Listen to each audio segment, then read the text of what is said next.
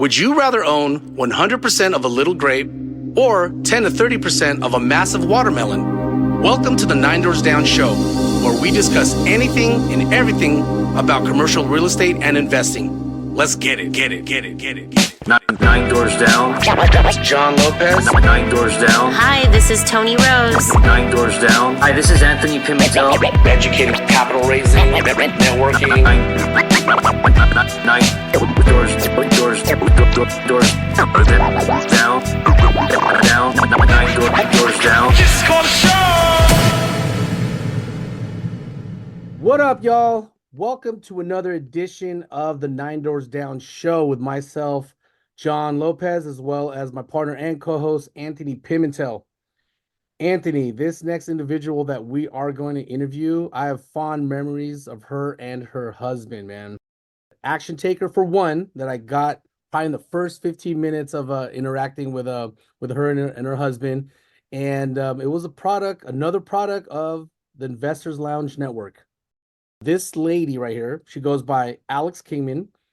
Alex is a CEO at KGI Capital. Her company helps people who choose to live life on their own terms, invest passively in apartment buildings, reduce their tax burden, and grow passive wealth. KGI Capital invests in 20 to 100 units to stress and heavily value-add multifamily properties in the Southeast and Midwest. To date, they have 253 units and have $30 million in assets under management. For everyone listening at home, you might be stuck on the 880 freeway in the Bay Area or the 17 freeway going towards Santa Cruz or the 405 in Los Angeles. Let's welcome our featured guest, Miss Alex Kingman.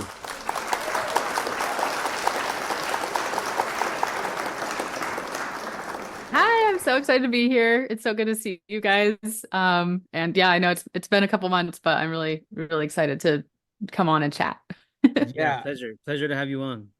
Alex, we're super excited. I know you and I, we've kind of been ping-ponging about exchanging podcast episodes. So I'm thankful that we finally found the time that our schedules finally mixed in together.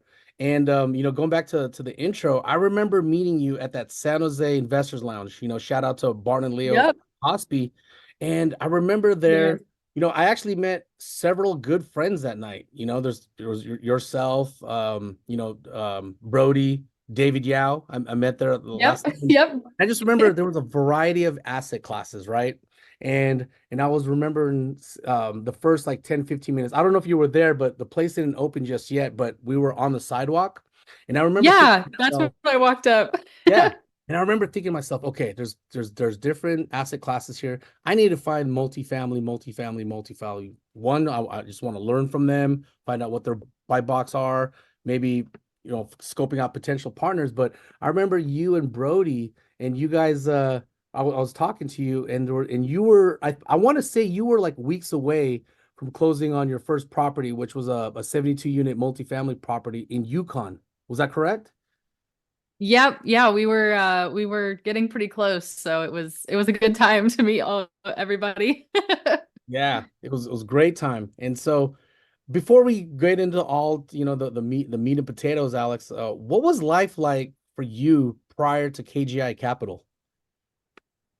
Well, before KGI Capital, Brody and I were focused heavily on investing in real estate, but we were only doing 1 to 4 unit properties. We were doing it all with our own money and our own resources and everything. We hadn't really stumbled upon how to do bigger properties yet. And so we were kind of gung-ho on just going all in on those smaller properties and just getting a whole bunch of them and building out our, investments and financial freedom that way until we looked at our properties and our situation and we were like, this is going to take forever. We're going to go bigger now. So that's a little bit of, what we were doing, at least on the investing side at that time. Brody was working full-time as a journeyman electrician, and I was working actually by then I think I was full-time in the real estate business, but before that I was working full-time as a salesperson for Airstream. That's awesome, Alex. So let's dive deeper I think larger multifamily, it's always a mindset. I know for me, when Yes. my first property was single family. So it was like, 2009, got a rental property in Carson, California, then had another single family in Los Angeles. And I remember in 2020, I remember telling Anthony, I was like, hey man, I'm thinking about selling one of my properties and buying like, two or three other single family homes in other markets where I could buy it for $50,000. And the first thing Anthony said is like, why do you want to do that? And for me, that was my red pill moment. Like, oh yeah, you know what? I could get stagnant after a while. So what was your moment where you and Brody were like, okay, I don't know if this is scalable. Did you meet an outside personality that kind of showed you the light on larger multifamily? We have a quarterly meeting obviously every quarter. And we also have an annual meeting. And that's what we've done since we started investing in real estate. And when we have these meetings, we look at the financials of all the properties, and we go through and just look at the numbers based on, we look at, here is what we projected and here is the actual, and see how close they are, and go from there. And we look at the time frame, and we just make sure that our goals and what we're doing align. So we had one of those meetings. I believe it was our yearly meeting. And in our yearly meeting, we also typically will go and like take a hike and just talk about the business and where we want it to go this next year and all that. So during this meeting, it became apparent that what we were doing based on our numbers, the numbers for the properties were good, but it became apparent that it wasn't going to get us to our goals in the way that we thought it would, because pretty much when you have smaller properties, pretty much all the cash flow goes to like just keeping the properties going. And it doesn't really give you passive income like you think it's going to. Maybe for some people it does, but for at least our strategy, which is heavy lift and heavy value add, we weren't really seeing that. And, maybe in a different type of market, it might be different. But we realized that if we wanted to have more of, I guess, a little more meat on the bone, then going bigger and going into more of like having more units under one roof made a lot more sense. So saw that as a good way to go. Also, I had just read Grant Cardone's book, 10X or whatever. I can't remember the name right now. But yeah, I had just read his book, so I was all fired up on that. And I'm like, let's just go and let's just 10X this thing. Let's just do it. And so he was like, yeah. So Brody was like, okay, let's do it. And then that was also, I remember that same meeting, we decided that we were going to also have a baby. So there was a lot of 10Xing going on in our life. So yeah, I remember that. You were expecting a baby when I met you. Yeah. That's right. Yeah. So that was kind of the turning point. The baby you just had it when I know when I met you at the conference. She was 2 months old. Yep. Yeah, there you go. Hey, that's how dedicated. Yeah. That shows how dedicated you guys are. 2 months, still went to the conference. Yep, that was I wasn't gonna miss that. Yes, a lot of new parents probably won't even step out the house. Sometimes it's pretty crazy. So yeah, it's been a blessing though. It was something I didn't want to just be a mom. Like, there's nothing wrong with just being a mom. That's a huge job in itself. I'm not saying like, oh, just being a mom. I'm saying like, I just personally am much happier when I get to be a mom, but also invest in real estate and run a company, because that's always been a passion of mine as well. So I think it's been a huge blessing to be able to do both. Welcome to the course on raising capital for investments. In this course, we'll cover the following topics. 1, analyzing your investment strategy. 2, discovering potential investors. 3, crafting your pitch. 4, securing your investment. 5, our cheat code. We'll round out the program with our very own cheat code for getting in front of investors and being ready to pitch your investment opportunities. Take action today. Visit schoolofninedoorsdown.com and learn to attract capital.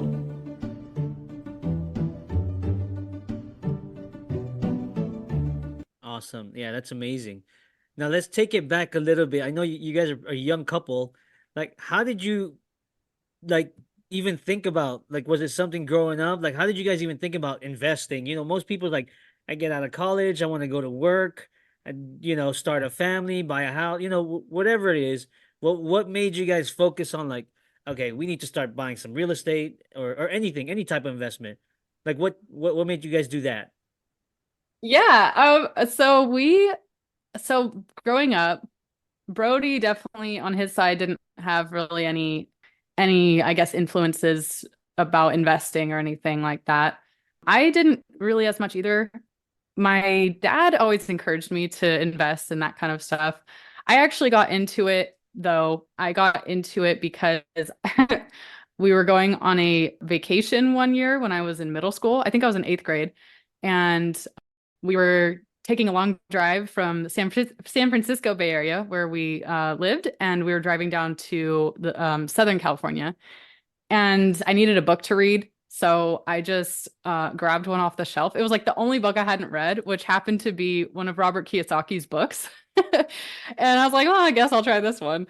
And I read it, and I was just amazed by the mindset shifts that happened. And I had so many questions, and I was asking my dad. And pretty much after reading that book, I realized that how I had originally planned to do my life up to that point, or at least I guess in my future, was not really in line with what I really wanted. So I decided at that point that I was going to be a business owner and an investor, and I was going to just go all in on that. So then I started kind of just doing different little businesses or selling stuff online or investing in the stock market. And that eventually grew into real estate.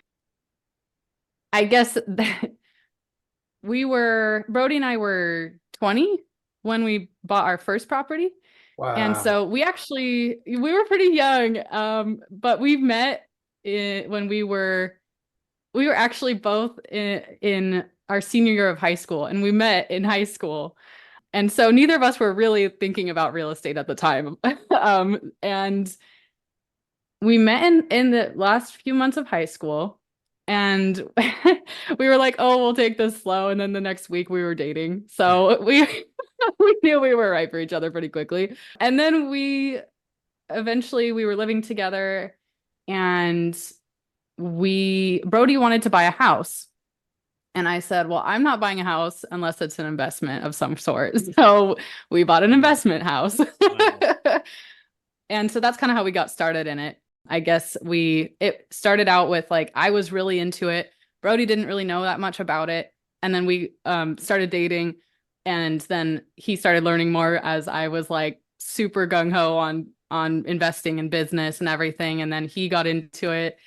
And then, we started doing the real estate investing. And then, I mean, now he also has a construction company. He's a general contractor. And he's like, I feel like he's doing better than I am at it now. I'm like, man, wait a minute. But yeah, he's really, I think, blossomed a lot as an entrepreneur as well. So I'm really proud of him. But yeah, so that's kind of how we got into real estate in the first place. Did you make him read the book before he dated you? So Which if you book- want to be with me. Which book was it from Robert Kiyosaki?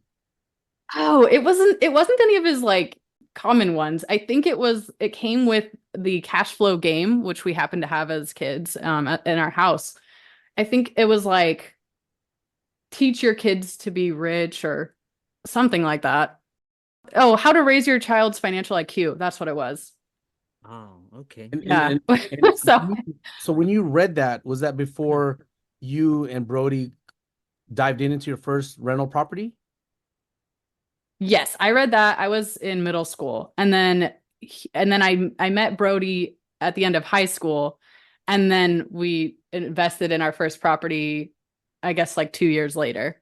Okay, I want to double tap on that, Alex, because you were 13 years old, and then by the time you said you were 20, you said something that I didn't start talking about till I was like in my 40s.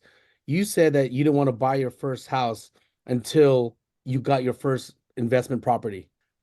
Talk about the impact that book had on your mindset, because at 20 years old, I know for a fact I was not thinking about any type of investments. I was just trying to buy my next, $100 worth of records, buy some shoes, buy some clothes. Like I just want to stack up on my liabilities at that time of my life. So talk about that a little bit more. Like how did reading that at 13 years old shift you and the way you lived your life from middle school to high school up until your first property? Because it's really fascinating. Yeah, it's definitely a blessing that that book came into my life when it did. It absolutely shifted my mindset, and it was the first aha moment really I had around wealth and money. Up until that point, I was pretty much, at least mindset wise, on track to kind of follow what my parents did, which was, do really well at school, get good grades, go to college, get a high paying job, work really hard, retire early. And that was pretty much it, right? Save up. I was a good saver. And after reading that book, I realized that there are other ways to go about wealth and life. And I guess one of the biggest things I took away from it was, one, work to learn, not necessarily just to earn, because if you can improve yourself and your knowledge and invest in yourself in that way, you can make a lot more money. And then I also took away that you want your money to work for you instead of you always having to be almost like a slave to money.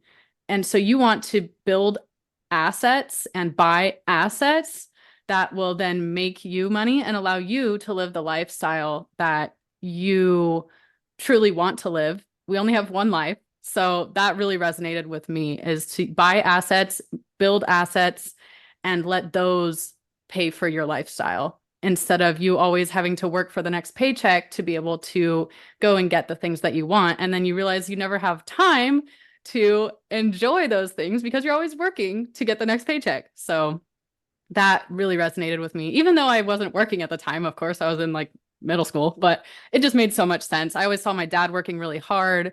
I think it was like, I can't even remember how old I was, but I was young compared to most people. So in 2008, I think I was I don't even think I was in middle school yet, but I saw how that impacted him, right? He had a job, he lost the job, and he was trying to find a new one for a really long time. And then he had like 3 jobs at once for a while just to try and make ends meet and make things happen. And it was a big struggle. So even if a job feels and seems more secure, one thing I saw in that book and realized as well was that it's not necessarily, it can be very risky because you only have one source of income. And if that dries up, then you have to find another way to make income still. So yeah, it just really resonated with me, and I could see it around me how different my life could have been, or my parents' life, or our life in general could have been had those principles been in place growing up as well. Yeah, that's really, really, really great story. I mean, at a young age, you make us feel old. At 2008, you're in middle school. I know. Wait, Like, that was the market should I crash. myself that young? Thank you for that, for reminding us Thanks how for old we reminding are. me of my age. No problem. Yeah.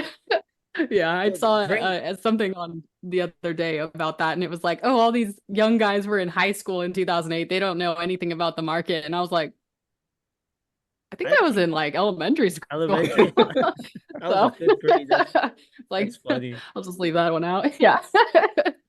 So tell me about that first property when you and Brody were like, hey, or Brody wanted to buy a house for you guys to live in, plan out your family, all this and that. So when you're like, hey, I want to buy an investment. What was the conversation like? And he's probably like, what do you mean investment? What do you want to do with this property? So kind of take us through that, and what were your plans for that first property, and what was it? Like, how many units? Was it single family?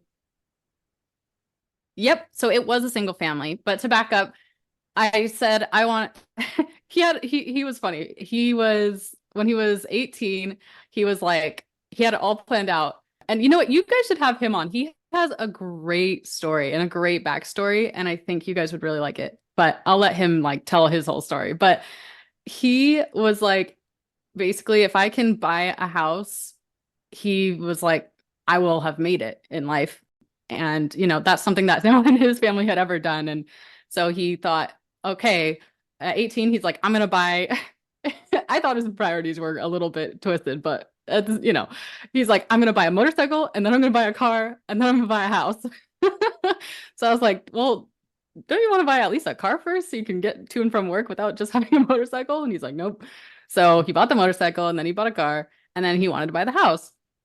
I was like, okay, well, obviously I'm going to be living there, and I don't want to have to be like tied down to a mortgage right now when I'm working to learn different skills and build out, a business and all this different stuff. I had a different business at the time. And so I told him, let's just do like an investment property. And he was on board because he just wanted a house. He didn't really care if it was also an investment property. So we ended up doing a house hack. And basically what it was a single family house. It was a 3-bed, 2-bath house. And then there was a granny unit that was attached. It was a 300 square foot-ish studio with a bathroom. And it was attached to the house, but had a separate entrance. And it was also attached to the garage. So we bought this house, and essentially we rented out the main house, lived in the 300 square foot studio with himself and myself and our 5-year-old. She was 5. Now she's 10, but she was 5 at the time. And then we remodeled it while we were living in it into a 2-bedroom, 1-bath unit, because we converted the garage and the granny unit into, it's about a little under 800 square feet. So we just like lived in one side, rented out the other, and also lived in our construction zone for like a while because we did all the work by ourselves. I should say Brody did most of the work. And so he did almost all the work by himself. I did all the design and stuff. And it came out really well. But yeah, it was a lot of work. And that was how we got into it. It was quite an adventure. I want to ask what a lot of our listeners will ask themselves. How much was that house? And at such a young age, how were you guys able to afford the down payment? Did you raise the capital? Was it your savings? Yeah, that's a great question. I'm glad you asked that. So the house was, we bought it for $497,000. And we actually, a lot of people, I think a lot of young people don't realize, and maybe they don't even know to ask something like this or even look into it, but a lot of people who are looking to buy their first property have a lot of resources out there that they can utilize as a first-time home buyer. So we utilized one of these programs. It was a first-time home buyer program. We only had to put down like, I think like 3%. So we put loan. It wasn't an FHA loan. It was a different program. But there was also in California, they have like a couple mortgage assistance grants and stuff. And so by the time all that was calculated in, we were out the door like at 18K. So we had 18K. We could do that. And so, yeah, that's how we got into it. We didn't just like buy something random though. We had a spreadsheet, and that spreadsheet has definitely gotten much better over time, but it was good enough to get us into the first property and make sure that we were running the numbers on everything we looked at, and that we could find something that would work in order to cash flow eventually when we eventually would, move out and rent out the other side, and would work for everything that we had going on for our own financials as well. That's so inspiring. So inspiring. So like, yeah, really anyone can do it. Yeah, seriously, that's why I tell people. I was like, I mean, as long as you have the mindset and the want and the urge to do it, like anything's possible. So now with that very first house hack that you guys had, I'm sure you guys learned a lot of lessons, good and bad, right? Yes. Dealing with your tenants, maybe you and Brody are learning to live with one another, right? Now, with those lessons that you learned and accomplishments, how did that help you identify and get into your first large deal, which was that 72-unit multifamily property in Oklahoma? How did you meet the team? How'd you raise the capital and all that? Like the listeners want to know. Sure, sure. So after we did this property, this first property, we loved real estate investing. We wanted to do more of it. We did not want to do more of it in California. It is not exactly the best place, um, at least for residential investments. Like it's not landlord friendly or really investor friendly or tax friendly. So we decided after that, we went and did some distressed, we invested in some distressed properties in Florida and Indiana, actually, that were like 1 to 4 units. And so we got a lot of experience with just heavy renovations and that kind of stuff. We kind of just stayed in that vein and kept that going. And then we did get to that point where we wanted to go bigger. So at that point, we had a good amount of experience under our belts. So we weren't just coming in like brand new, like fresh meat, like we're going to syndicate these giant apartments, which you can do, but I think it's nice to have some of that track record and that background. We weren't exactly sure what to do. We were just like, we're just going to go and do this and 10x everything. And so we were like, well, I guess the first thing we need to do is like wrap our mindset around it. Kind of like you said, multifamily going bigger is all mindset. So we needed to, I guess, almost like reframe our reality of like, hey, now we look for properties up to 100 units, and that's completely normal. So we found a group. We found a couple of groups. That's when we started looking for groups like Investors Lounge, and we started going to those. And you know what? Actually, I think that was a little bit later, but we started looking for groups. We started looking for multifamily investing groups. And we started going to them consistently, building relationships.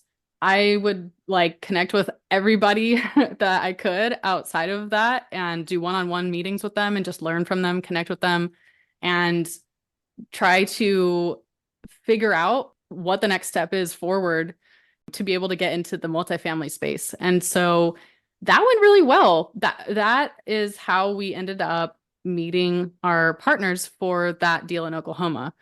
It was through, I don't know if you guys are familiar with Brian Briscoe, but he has a Friday. Oh, yeah. Yeah. So, okay. So that was the group. His crew is We what were the tribe of something, right? Oh, yeah. Yep. So we also did join that, the Tribe of Titans. Yeah, I just like literally reached out to everybody on that platform. I actually got the like platform cut me off from messaging people because they thought I was spamming them, but I was just trying to like actually meet with them. And I was like, no. So I had to like reach out to them and tell them that like I'm a real person. And and they're like, okay, just don't like message people so much. And I'm like, Spread it out sorry. a little bit, Alex. Spread it out. I know. They're like, tone it down. But yeah, I mean, that's how we got started. We just talked to as many people as possible, networked, found, a group that we liked, and said, hey, if you guys have any deals, let us know. We'd love to partner with you guys. We have a lot of construction background that we can help on that type of value add. Their strategy aligned with what our background was in. And so we were like, yeah, we can bring capital and we can bring construction background and we can do this thing together. And so they happened to have a deal and they were like, yeah, we don't know if we're going to need like help on it, but we'll let you know or whatever. And then they came back and they did. And so they were like, yeah, let's do it. So that's how we got into it. Looking back, I think we got really lucky. We partnered with a really good team. Now I am so much more careful with who I partner with. And I've learned since then, right? But this team, they're really good and we have worked with them really well. And so it was a really good experience. And yeah, from there, we got into it from there and it was really hard, but it was really good. Really good way to get started. Every fascinating story of like the very first raise or whatever, it's like everyone just has like a totally different version and also like different like triumphs and like and also lessons that come about it. But it makes you such a better person, and you can only do that if yes, this game is a risk, but it's all about mitigating the risks. And I think with Brody's background with construction, your experience of like asset management got you to a point where you felt comfortable like, hey, we're gonna tackle this 72 unit property with this team. Yeah, totally. It felt very exciting and scary, but it felt doable at that point. And we felt like we had things to contribute from our experience and our previous track records. So we weren't just coming in like, hey, well, you can't just like go and raise capital as a GP and only raise capital for someone. So we had something to offer other than just, bringing money, which, isn't really legal. So you have to be able to actually have something that you can bring to a team, which makes sense just in general anyway. You want to be able to actually be able to contribute. And so, yeah, we were able to do that, which is awesome. Yeah, and you did that by closing your proximity to closer and closer to you. So you and Brody were active, like, hey, let's go find multifamily meetups. Let's join Brian Briscoe's group. And there's that saying that goes like, there's always the starting point and then the end goal, but the missing component in between is always the people, right? So yes, you found that team that you felt comfortable working with, and now my next question is, what's next for KGI Capital? Because I see on LinkedIn you're super active. I saw you're with friends, Zach, Rob, over at 48 for Fundamental. Touch on like a little bit like what's next for KGI Capital. Sure. Our goal this year is to acquire 250 units as the lead GP. And so I have been working really hard to build out all the systems to make that happen and to keep things going, because at the same time, my time since having the baby has become much more limited.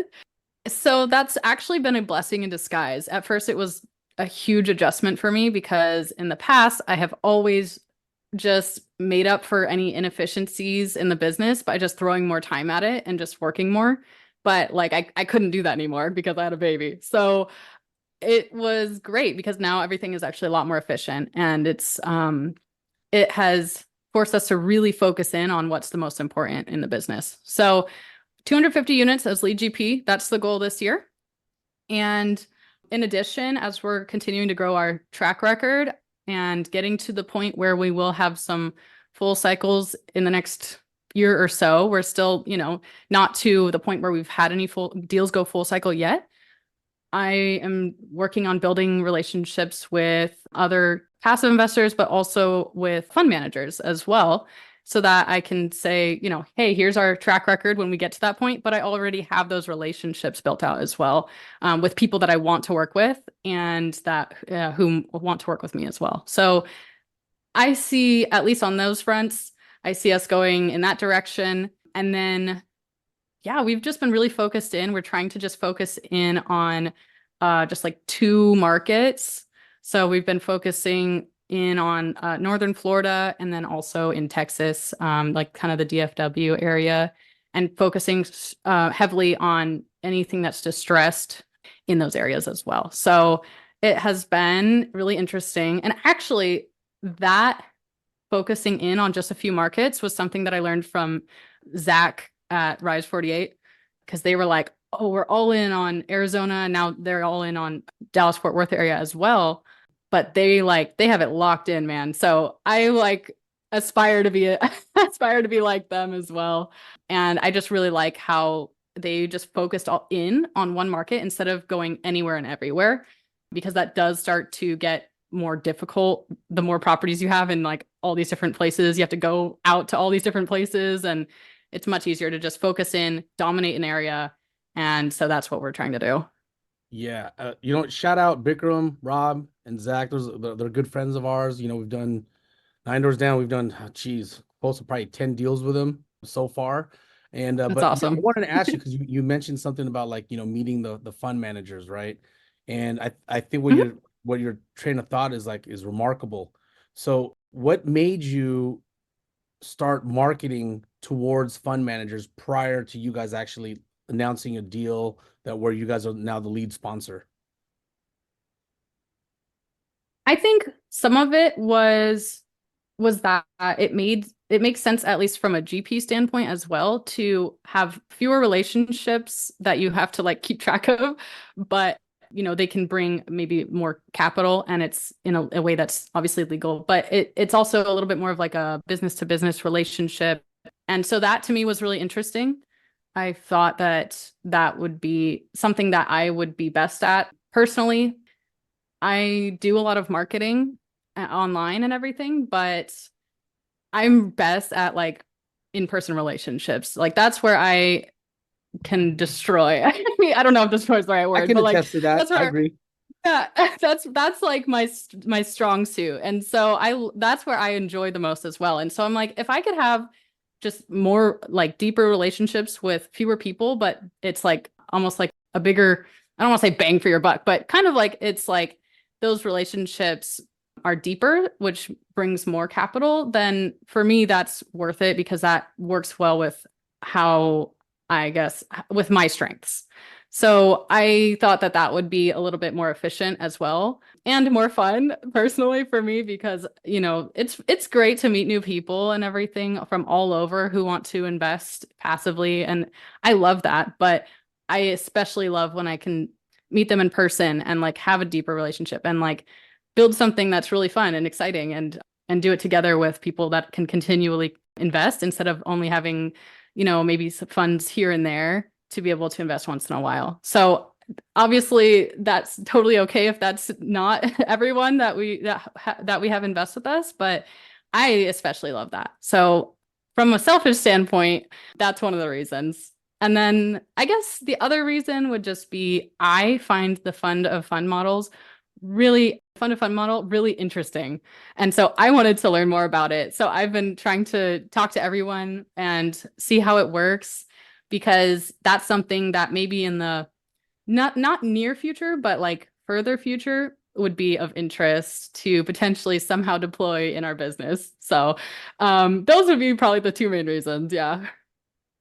Yeah, no, I love it. I mean, it's kind of similar to our story. Yeah. Sometimes the experience that you go through, you kind of figure out what you like, what you don't like about the business, and it's pretty awesome. It just shows growth, right? Shows growth as a person, and the fact that you're saying, "Hey, this is where I'm good at these relationship," and you focus on your strengths and let the other guys who enjoy doing that other stuff, let them do their thing, and that's how you grow as a Yes. company, as a business, and how you scale. So that's kudos to you on that, because I mean, it just Thank shows you. you're young and you're growing, and that's awesome. Yeah, we love the fun of a fund model. Yeah. Like I think Nine Doors Down would not be there without it because, with us like having our fund, we're able to co-GP, we're able to joint venture, we're able to sponsor a deal, right? And but also Yes. while we're waiting on the next deal for our offer to be accepted, hey, we could still move capital for us and our investors, right? So just have, Right. like have maybe 3 or 4, fund of fund deals, and then but you're really focusing on that with that one, sponsor deal or co-GP deal. So you're on the right track, Alex. Like I'm a huge fan. I love seeing what you do, like the way you lay things out on LinkedIn, your Instagram, whatnot. So I see many bright things in your future. Before we get into our lightning round, I do want to ask one question. You did touch on it earlier. I think I know the answer, but I'm going to ask it right now. So, what is Okay. Alex Kingman's superpower? Okay, my superpower is definitely people. I am a huge people person and I get so much energy from going and meeting new people and building new friendships and relationships and learning about others. And that is really where I feel the most excited and where it really lights me up. So anything to do with people, in-person relationships, any type of thing like that is definitely my strong suit. I mean, I guess to give you an example, when I did sales, which was just before I went full time into real estate, I had never done sales before in any type of, I guess, structured manner.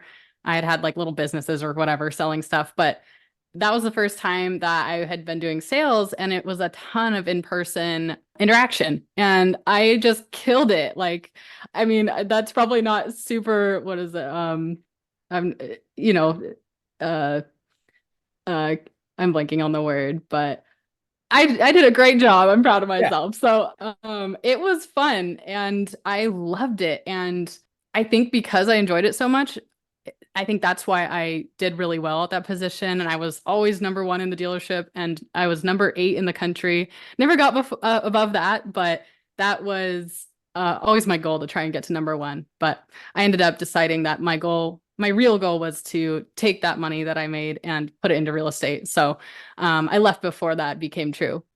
Yeah, I just realized early on that people and relationships and, doing the things that really light me up and are my strong suit is where I need to focus my time. I think frontline sales, because I come from the sales world as well. I think frontline sales is one of the best ways to learn about business because one, you're dealing with damage control, right? And in order for you to close a transaction, whether you're selling a car or in my case, I was selling internet plans and cell phone plans with AT&T or some global IT infrastructure, like the know, like, and trust factor is critical because the people, they don't necessarily buy because of the company. Maybe some a lot of scenarios they do, but a lot of time they'll end up agreeing to the purchase because they like you as the individual.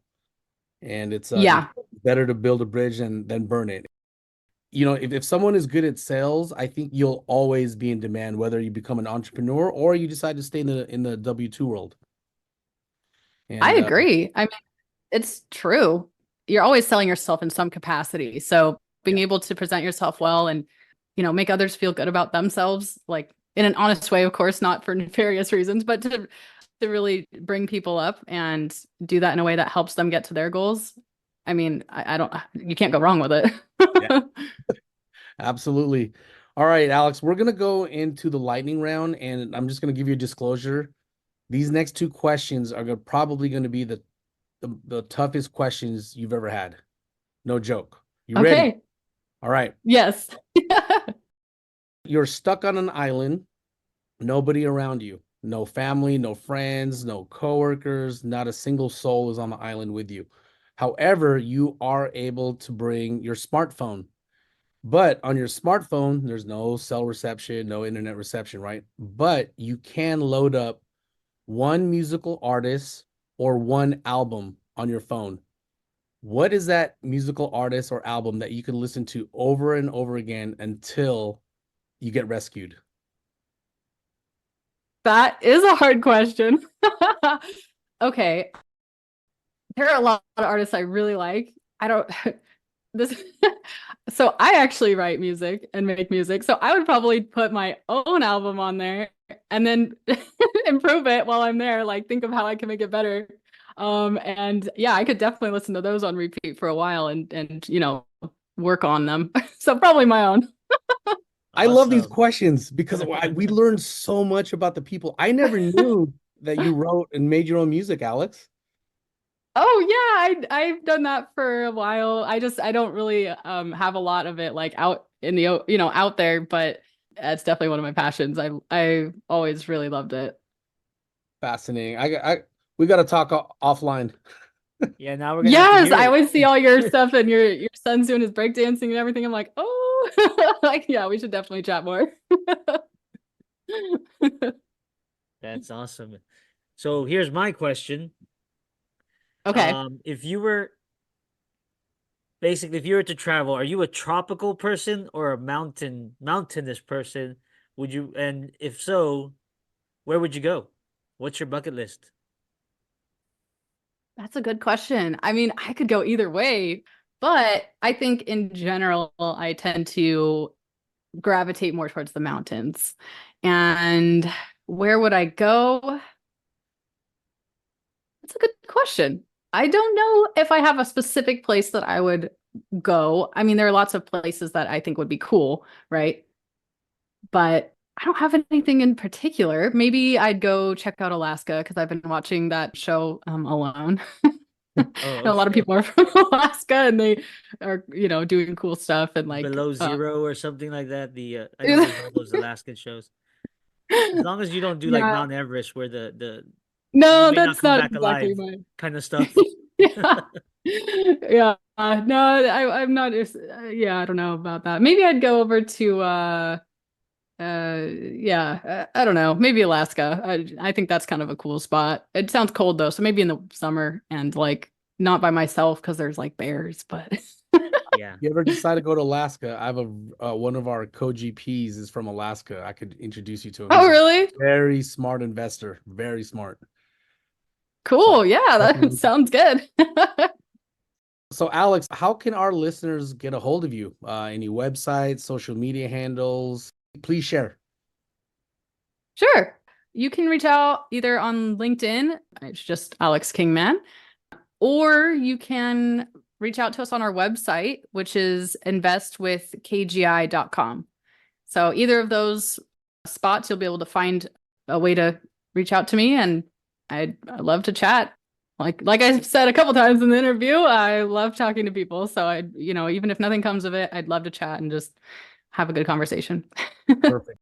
I'll definitely include it in the show notes so that way people can get a hold of you. But for our listeners at home, this is a testament of a mindset shift hitting an individual at 13 years old, and it shaped the rest of their life. Just imagine if we all had this mindset at a young age. I think the world would be a much different place.